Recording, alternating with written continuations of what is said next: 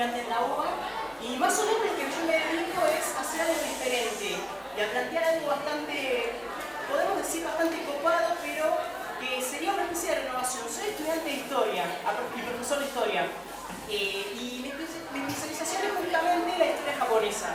Ustedes se preguntarán cómo hacer historia japonesa cuando no hay fuentes, ni siquiera hay fuentes escritas en español para que uno las pueda leer, y cuando hay pocos libros.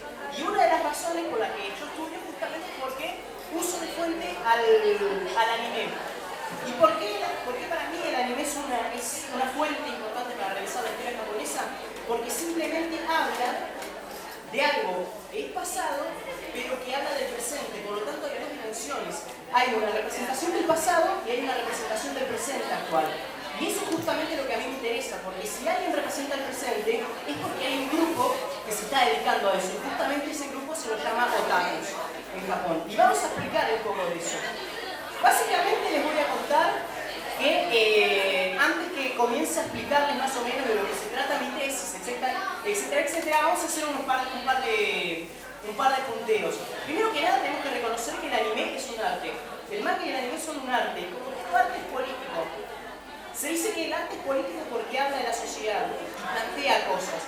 Tiene un planteamiento serio y una posición sobre la realidad. Esto tiene que ver con el segundo punto. El arte habla de la propia sociedad en que lo produjo. Si uno ve, por ejemplo, las pinturas del Renacimiento, uno va a ver el vestido del Renacimiento, va a ver la cultura de la alta sociedad de esa época. En el anime pasa lo mismo. Todos los que vemos, por ejemplo, series escolares, en las series escolares aparece muy bien el tema de los horarios, de cómo los chicos van vestidos, qué hacen a cada hora, aparece muy representado eso, muy bien representado. También eso significa que se impone un punto de vista, porque, a ver, en una serie escolar, por ejemplo, si el protagonista es uno de los rufianes, o ¿cómo se puede decir? Como un yankee, como le dicen en Japón a los delincuentes escolares, vas a tener un punto de vista muy diferente, mostrando a la educación como algo represivo, como algo que forma una barrera para que un estudiante pueda progresar, y que hay algo que le cuesta a esa persona.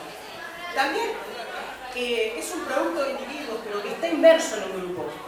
Cada mangaka tiene su propio grupo de pertenencia, y ese grupo de pertenencia es otro mucho más grande, que son los otakus en general.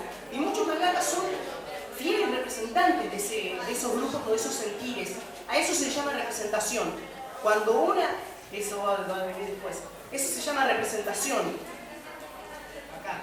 La representación lo que hace es permitir dar una visión particular de la historia, donde se plasman los sentimientos, los ideales y los puntos de vista de los grupos. Esto básicamente es así. Los otakus tienen su forma de pensar, su forma de ver en Japón y su forma de crear la historia.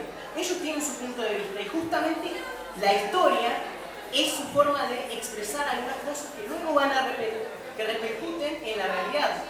No es 100% históricamente, ninguna historia es 100% históricamente, pero a lo que voy es que no es científico, es una representación y está planteada más bien para hablar de la actualidad. Eso lo vamos a ver a continuación. Usan el pasado como un telescopio del presente, es decir, ven en el pasado cosas de las que quieren hablar en el presente. Es una excusa para tirarse al presente y dar su punto de vista. Y el arte es una representación, aunque eso ya lo dije. Todo arte es político, y al ser político también tiene que ver con la historia. Y como tiene que ver con la historia, también es una representación. Representan algo, representan un punto, una época, representan un sentimiento, una forma de pensar la realidad. Y a eso es lo que yo me dedico, básicamente. ¿Por qué? Primero porque el manga y el anime son claramente un arte. Segundo, que si bien es específico de Japón, también es específico y tiene algo muy japonés, que es el sincretismo. Sincretismo es cuando ustedes mezclan algo de una cultura que es diferente de otra cultura y hacen algo nuevo. Japón es especialista en hacer esas cosas, en tomar lo mejor de algo y ponerle su propio carácter. Es especialista en eso. Y nada más sincrético que el manga y el anime, que es prácticamente un cómic o una animación al estilo norteamericano, pero con rasgos y idiosincrasia japonesa implícita. Y también tiene un doble, ¿cómo se llama? una doble vertiente, porque el manga y el anime no son iguales. Incluso en una serie no son iguales. Hay cosas que en los mangas aparecen que en el anime no aparecen, que son omitidos, y hay cosas que aparecen en los animes que en los mangas son omitidos o no están, o forman parte de alguna guide. Muchas veces pasa eso, o sea, son como dos vertientes, son dos cosas diferentes, pero diseñadas para dos cosas. O sea, el manga es mucho más literario y mucho más artístico, entre comillas, y el anime está más diseñado para lo que es la, ¿cómo se llama? Para lo que es la sociedad de masas, por decirlo de una manera. A ver, ¿cómo se hace esto? Ay, Dios mío.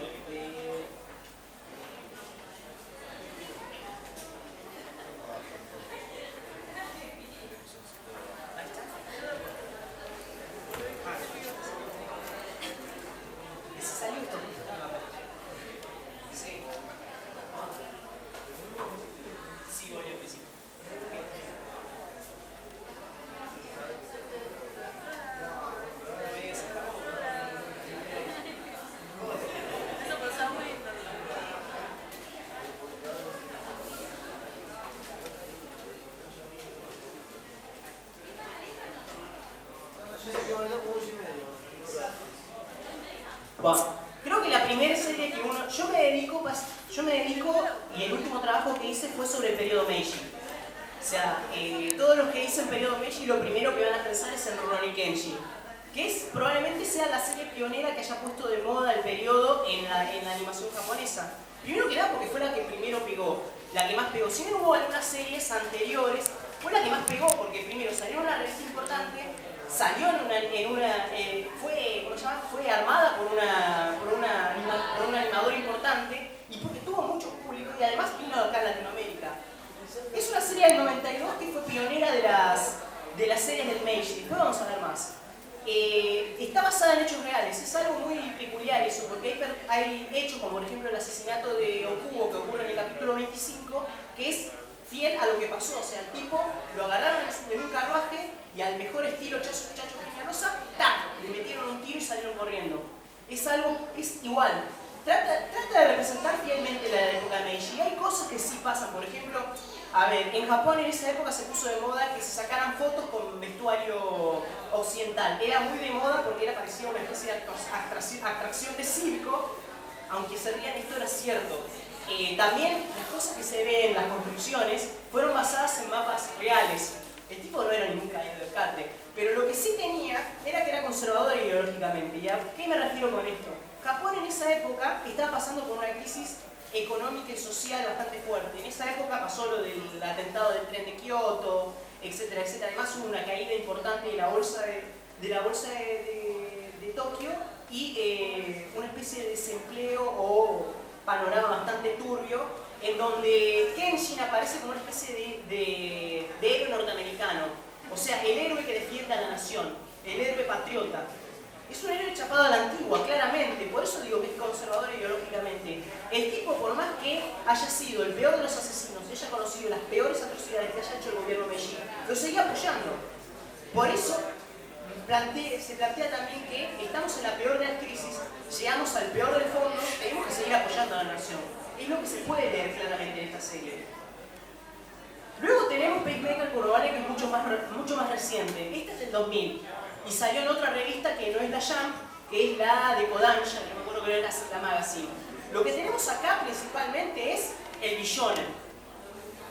Claramente, si voy a decir algo que no pude ponerlo acá en la presentación, es que el manga de Meiji, o el manga basado en el periodo Meiji, comenzó en el yaoi. ¿Con qué? Con el tema del Shinsengumi. El Shinsengumi se comenzó a gestar en la idiosincrasia japonesa como los últimos samuráis, los últimos guerreros honorables que combatieron con espada cuando todo el mundo estaba tirando con pistolas. Y en el caso de Peacemaker Kuroane, es esta idea de héroe romántico está desdibujada. Los personajes son claramente humanos. Okita claramente es una mujer cuando uno lo ve. Uno puede confundirlo como mujer, pero esto es claramente Bishonen, y todos los que consumen yaoi saben lo que es un uke, y claramente esto es un uke. También se nota que por la edad de los personajes hay mucha juventud. Nadie dijo la edad en ningún momento de la serie de ninguno de los protagonistas, pero todos son jóvenes. Y todos tienen sentimientos y hablan desde los sentimientos y sienten el dolor y sienten la pesadez de su cargo. O sea, lo que podemos ver es que están humanizados, son completamente humanos, no son guerreros, no son leyenda, son personas que viven su época y que viven en la tragedia. Está claramente destinado a un público joven, o sea, el protagonista tiene 15 años, no más ni menos. Y el mundo adulto parece como un mundo conspirativo. Todos los adultos de esta serie conspiran, todos los adultos de esta serie matan, roban, violan incluso. Los adultos acá aparecen como algo represivo y como algo completamente peligroso. Otra de las series es Hakuoki. Muchas de las chicas la deben conocer porque es una serie destinada a las chicas. Lo que tenemos acá es la típica serie, como se dice, de harem invertido. La chica con todos los chicos alrededor. Se centra principalmente en las relaciones que tiene la chica, Chizuru, con los Shinsengumi, particularmente con el vicecapitán Hijikata. Es completamente histórico. La serie pasa por arriba de la historia. Los hechos son omitidos o manipulados como para que quede una figura heroica, porque hay una exageración del héroe. A ver, por ejemplo, Soji Okita murió de tuberculosis en un hospital, pobre, y encima de todo, desnudo. En Hakuoki muere peleando contra 100 enemigos, defendiendo el honor de Chizuru. O sea, hay un cambio ahí. Hay una forma para mostrar el heroísmo que es completamente exagerada a lo que fue realmente la serie, a lo que fue realmente. Pero lo bueno que tiene esta serie es que tiene un punto de vista femenino de las cosas. Chizuru es la protagonista. Chizuru mira a los Shinsengumi. Y ella es la que opina de lo que ocurre y lo que pasa en su tiempo. Por lo tanto, no deja de ser una serie interesante para ver. Aunque, ojo, también les puede gustar a los chicos. Esta es una de mis preferidas de las que tuve que analizar. Se llama Bakumatsu Kinkansetsu Iroha ni Koketo. Traducido es Intrigas en el Bakumatsu. Traducido. Es completamente histórica. Fiel a la historia. Todos los momentos que ocurren están fechados. Y las acciones son documentadas, como si estuviera viendo un documental de la época. Está ambientada en los últimos años de la guerra Oshin. A ver, ustedes cuando vean el Bakumatsu verán que hay un pequeño periodo que es la guerra Oshin, que es donde todos los estados que no formaban parte de los Tokugawa se rebelan contra los Tokugawa y luego de la batalla de Ueno se toma el poder de Edo y se cambia el nombre a Kyoto y se conoce lo que se llega al Japón moderno actualmente. Pero antes de eso hay una guerra que sigue durante la época Meiji y es lo que continúa esta serie. Es como lo va viendo este camino, esta huida de los partidarios de Tokugawa hasta Hokkaido, donde encuentran el final. Hay una relación muy fuerte del pasado y el presente. El pasado está tan vivo que es la forma de que el Japón se martiriza, por decirlo de una manera. A ver, ¿cómo podés explicarlo de esta manera? La serie se basa en un artefacto místico llamado la calavera del Señor. Esta calavera, cuando se la pone a alguien, tiene la ambición completa y puede hacer lo que se le dé la gana. Esta calavera está en Japón desde tiempos inmemorables y fue traída desde China, o sea, hay una relación que arrastra desde el pasado hasta el presente, una maldición. Y también hay personajes femeninos que están muy implicados. De hecho, la protagonista femenina es también una de las rivales del protagonista. Es su verdadero amor y a la vez es su rival. Por lo tanto, es como que hay una necesidad y también está el tema del yin y el yang ahí y la eterna lucha entre lo oscuro y lo negativo, lo femenino y lo masculino. También hay una presencia extranjera enorme en esta serie. Pero cuando digo enorme, es enorme. O sea, desde los ingleses que quieren comprar la calavera para sus propios beneficios, hasta los franceses que apoyan al régimen que se instaló en Hokkaido. De hecho, incluso uno de los protagonistas y antagonistas de la serie es un inglés, que está ahí ayudando al gobierno de Enomoto, que ocurre en lo que hoy es Hokkaido, en la serie no me acuerdo cómo se llamaba. Eso. No.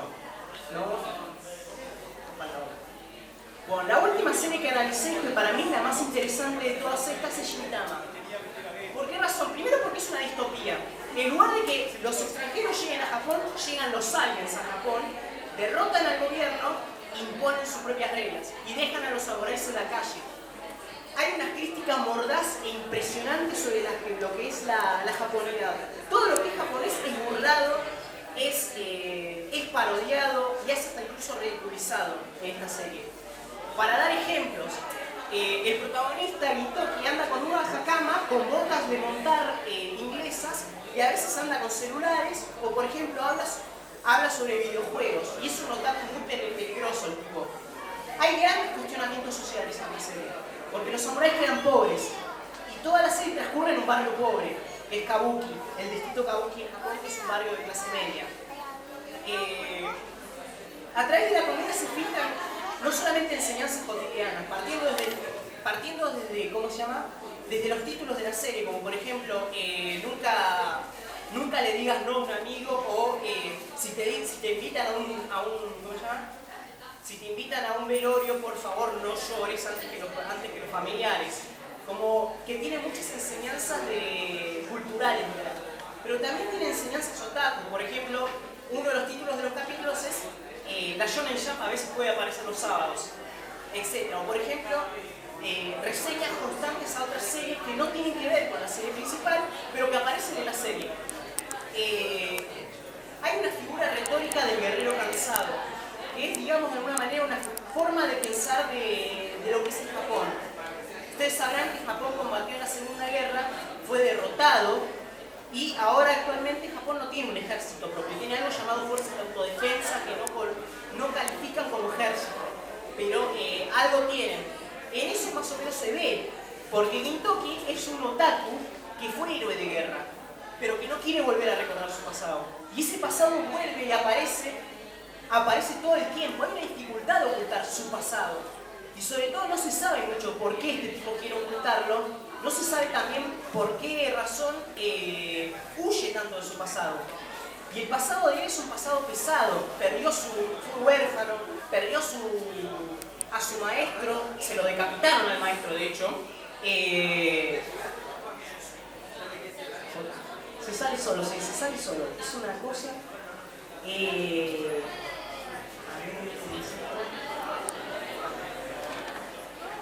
nada, me faltaba una presentación.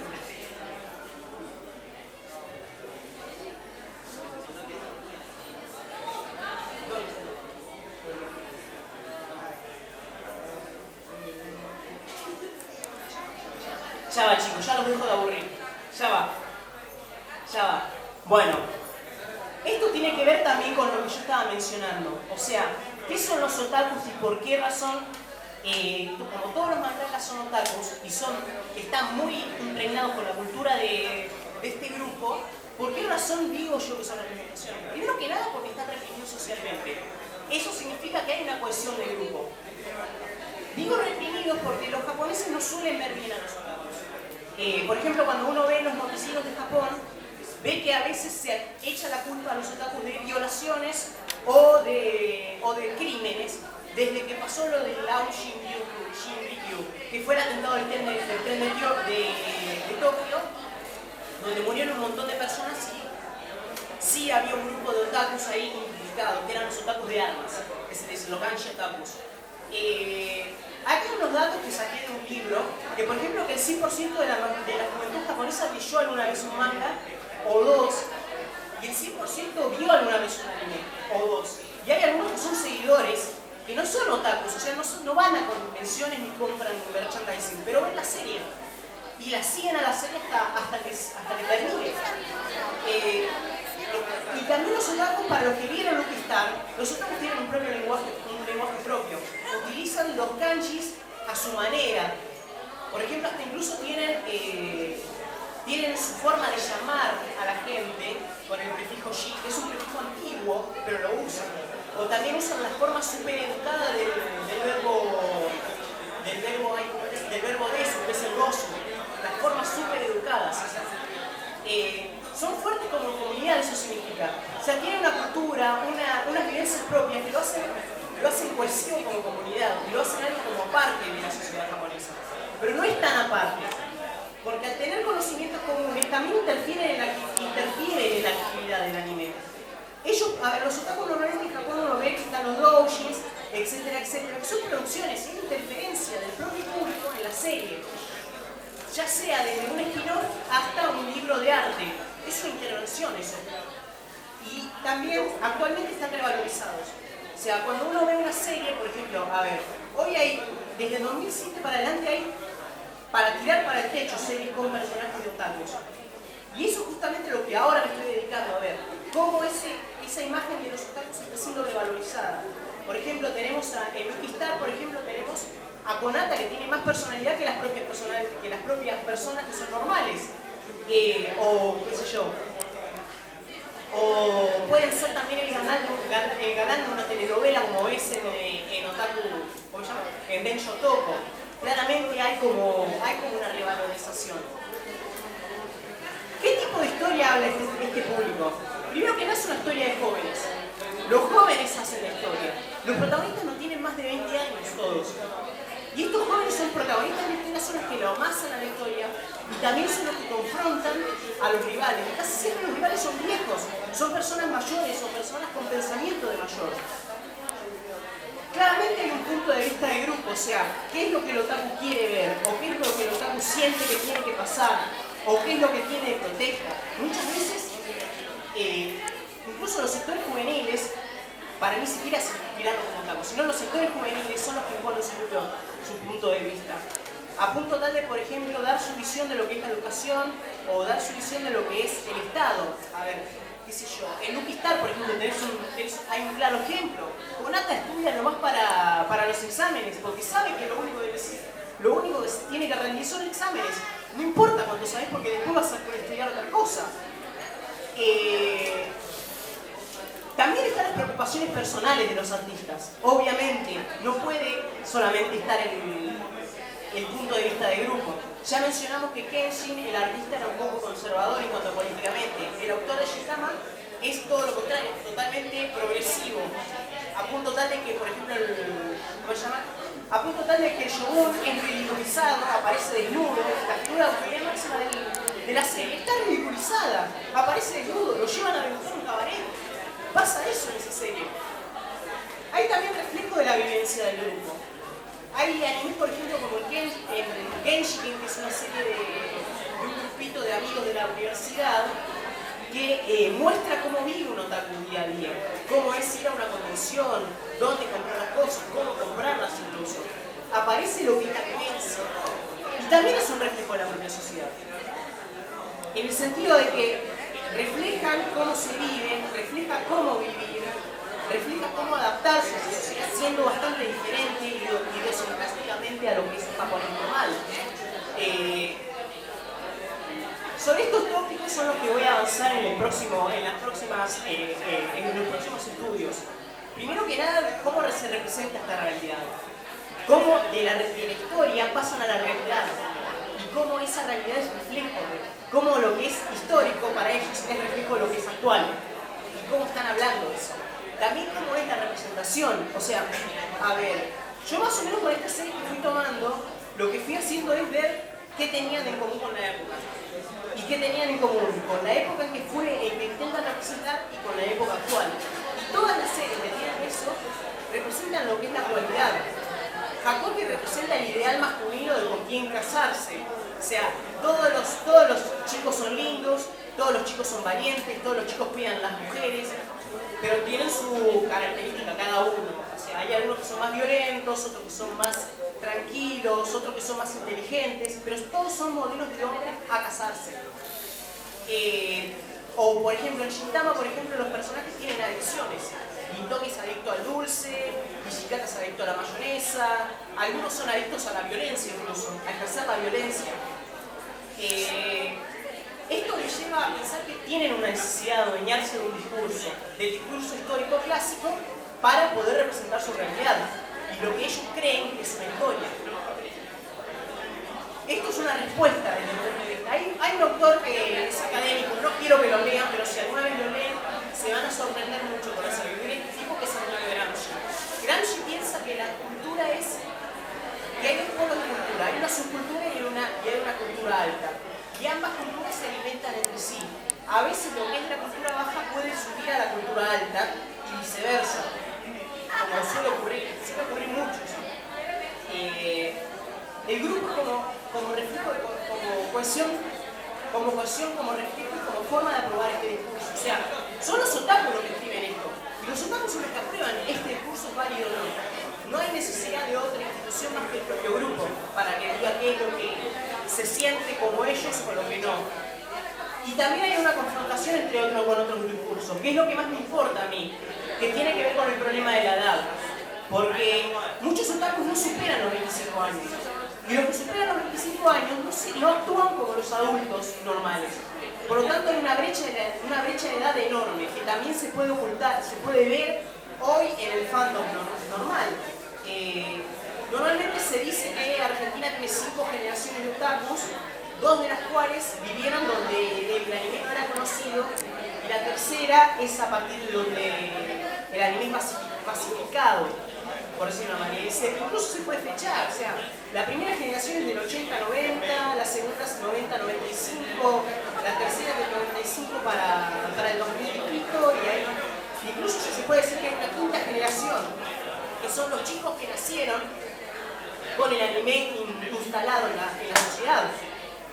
Y bueno, eso más o menos es lo que yo quiero plantear y lo que quiero pensar a futuro para hacer más estudios sobre esto. Y también dar una propuesta, o sea, no solamente hacer animes, hacer cosplay o hacer doujin o ir a foros o mirar anime. También es importante que uno lo pueda pensar como arte y también pensarlo como una carrera universitaria que no tiene nada que ver con el diseño, sino que tiene que ver con el hecho del análisis histórico puro y duro, pero que también puede aportar cosas al fandom. Bueno, esa fue mi parte y espero que no les haya aburrido.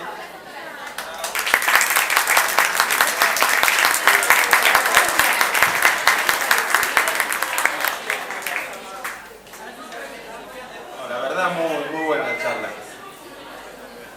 Bueno, lo mío podríamos decir que continúa el trabajo de más que nada. Bueno, como les decía, mi nombre tenemos un accidentado, un atentado. ¿Todo bien? Bueno, mi nombre es Nicolás Cheverino, como le había dicho al principio, con la gente nueva que entró al salón. Hace 3 eventos que yo tengo stand, todo el stand lo tenemos ahí. El stand es de Manga Animeca. Justamente quería hablar de ese concepto, ¿no? Que bueno, que este año cumple 10 años. Resulta que hace 10 años surgió un evento, nosotros lo vemos como Manga Animeca, lo vemos como un punto de vista social. Entonces, primero le digo el concepto. Manga Animeca significa que a todo el que le guste el anime y el manga, fue invitado a un mundo de imaginación, de creatividad, de arte, como bien decía Jonathan. Entonces, eso de alguna forma influye en nuestro comportamiento, en nuestra forma de pensar. Obvio, hay que ver qué hacemos nosotros con eso que recibimos, ¿no? Y entonces, el punto del concepto es que ser Manga Animeca significa que todo eso que nosotros nos ha gustado en la infancia, en el arte, en el dibujo mismo, porque yo he sido dibujante también, trasladaron acciones en forma de ser, de compartir. Esa idea que nos gusta mucho el tema de la filosofía oriental, esa cosa de grupo, de comunidad, de equipo, no de individuos que estamos en una sociedad muy individualista. El hecho yo que comparta la charla es un ejemplo de lo que estoy diciendo. Yo le invité a Jonathan a que venga y exponga. Por eso yo quiero decir que estoy muy agradecido de estar acá después de 2 años de intentar poder dar una charla, de tener el stand. Y bueno, por eso estoy hace 10 años. Pero lo mío es la intención, lo importante es la intención. Yo busco esa intención, alguien... cada uno podemos decir que hay que apoyar esas actividades o esas personas que tienen un sueño o algo, y como yo como dibujante, todo empieza como dibujante. Hicimos un evento que era un concurso de dibujo y proyección de anime. Entonces, la idea es tratar de estar fuera de lo que nos muestra la sociedad, sino tratar de apostar a cosas nuevas, a aventurarnos a otro horizonte.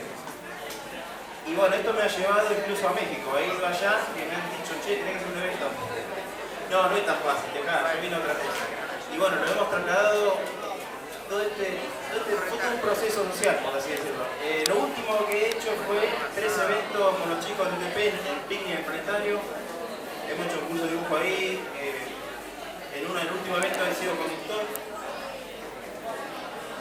Bueno, incluso en nuestro stand estamos haciendo una boleta de tapitas, que esa era la idea de mostrar que la comunidad animera más visto como social, no como una moda o como el cosplay nada más, o como me gusta el anime o colecciono.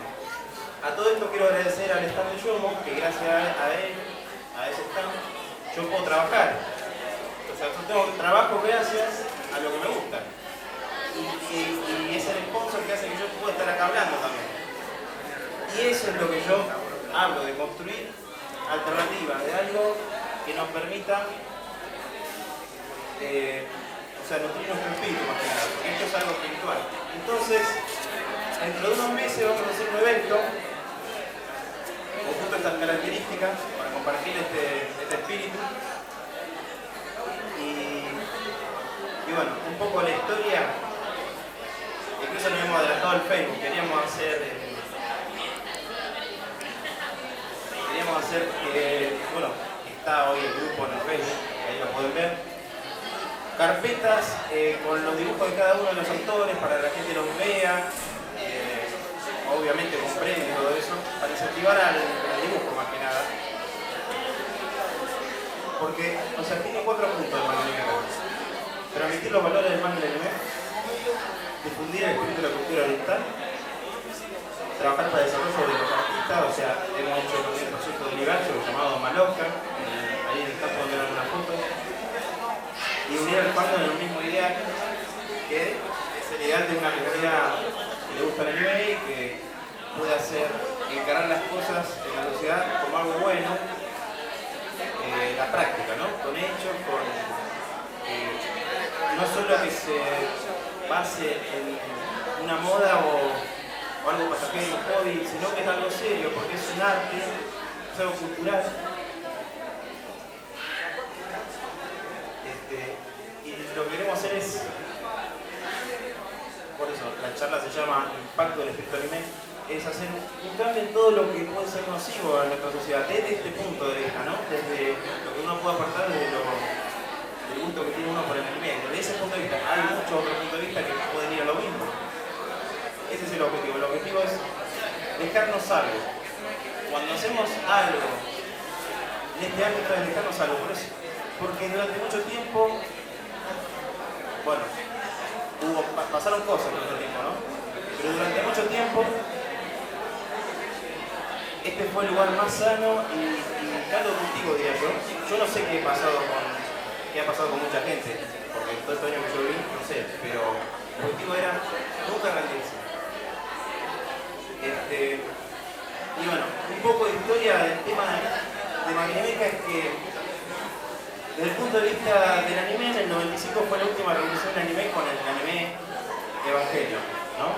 Eso sería globalmente hablando. Y acá en Argentina es donde empezó a mostrarse el anime en la tele, ¿no? Los Caballeros Zodíacos, Dragon Ball, Sailor Moon, todos esos clásicos de donde empieza el punto de partida donde se va abriendo esto, expandiendo. Y ya para la fecha que sería, bueno, empezó ya el siglo XXI, ya estaba bastante instalado, pero hay un quiebre en un momento porque al ser algo cerrado, algo underground, por así decirlo, algo para entendido en el tema, se abrió a todos lados. Y yo lo que quiero rescatar es que no se pierdan los principios de lo que significa ser parte del fandom, ¿no? Usar este nuevo concepto que se supera el concepto de otaku, porque otaku en sí significa fanático en algo, y Magnemeca es más específico y está apuntado al impacto social que hacemos nosotros a través de lo que nos gusta, como motor, lo que nos motiva, lo que nos inspira. Claro, yo yo lo he visto siempre desde un punto de vista cuando yo era dibujante, pero no es el único punto de vista. La idea es no perder el entusiasmo, más que nada. Y bueno, nuestro grupo, la idea es que nosotros apoyamos incondicionalmente a cualquiera que quiera hacer una actividad, como a los chicos del picnic, como el live action que hemos hecho, como cualquier cosa que cualquiera de nosotros ponemos el cuerpo, dinero, lo que sea, porque ese es el objetivo, que nos ayudemos entre todos. Y eso es lo que estuve haciendo. He trabajado en eso, he sido constante, otros tendrán familias, se irán a trabajar por otro lado, vienen, no vuelven nunca más o vienen porque lo único que pueden hacer es venir a un evento, pero yo trabajo todos los días. Y yo quiero mostrar esa fuerza que la pueden tener todos y juntos, bueno, somos mejores. Y hacer honor al anime, porque el anime es de Japón, es verdad, pero el estilo no es exclusivo de ellos. Y bueno, y quién sabe, ¿no? ¿Hasta dónde podríamos llegar? Oh, gracias. A ver, vamos a ver. Tengo anotado acá otro temita.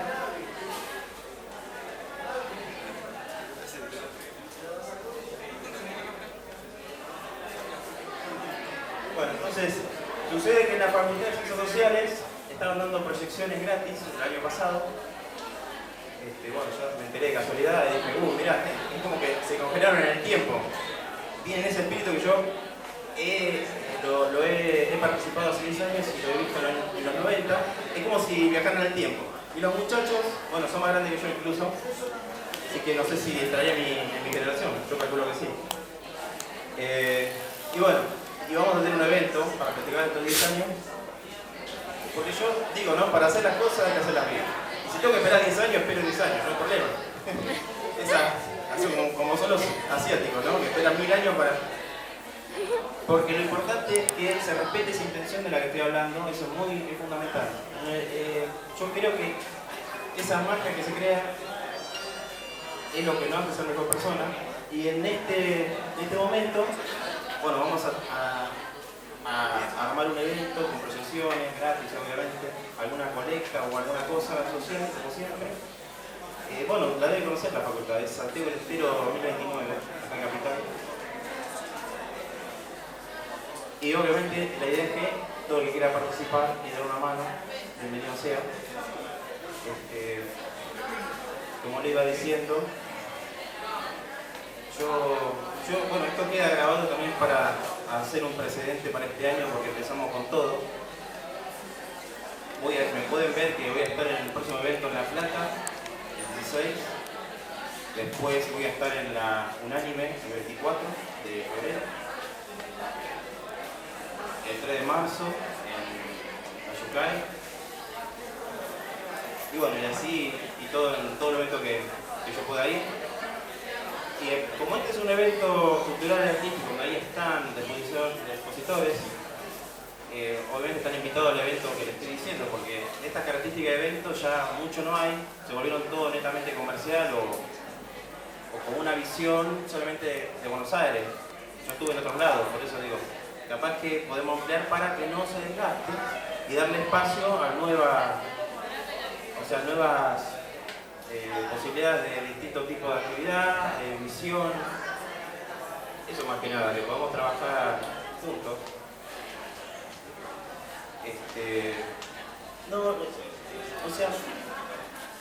Entender que acá somos todos compañeros.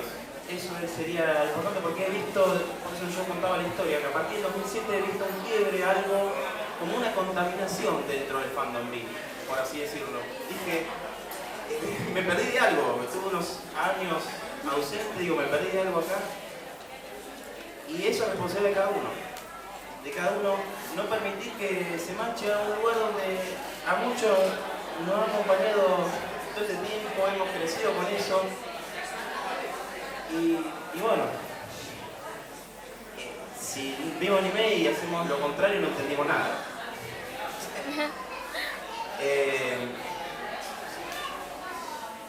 Y bueno, le agradezco a Lola ahí que me está ayudando con la cámara. Arigato. Entonces, yo estoy acá presente con lo que puedo para tratar de remediar toda esa cosa que es media turbia. No es mucho, será el 20%, como más o menos, para volver a la fuente, porque la fuente es lo que importa, es recuperar, y eso va para todo, no importa el ámbito. El que pierde la fuente, la inocencia, el niño interior, el que pierde la fuente de las cosas es cuando se va todo al carajo. Disculpen, ¿no? Que lo diga así, pero es así. Eso, esta sociedad nos quiere tirar abajo, por decirlo de alguna manera. Internamente, diría yo, no tiene que ser algo físico. Y eso no lo podemos permitir. No, porque nosotros estamos acá para ser felices, para cumplir nuestros sueños, para poder estar en un ámbito generoso. Ese es el objetivo. Y Magnanimidad tiene ese espíritu, desde el punto de vista, es una movida artística, social, cultural. Eso es nacido acá, netamente en Argentina, con la inspiración que nos da Japón. Que bueno, esto de Japón es increíble, o sea, nosotros no nos llevamos ni los talones. La verdad, que tengamos una muy buena relación con ese país es de destacar también. Y más que nada todo esto sirve para abrir un espectro, es como leer un libro, ¿no? Es como lo mismo.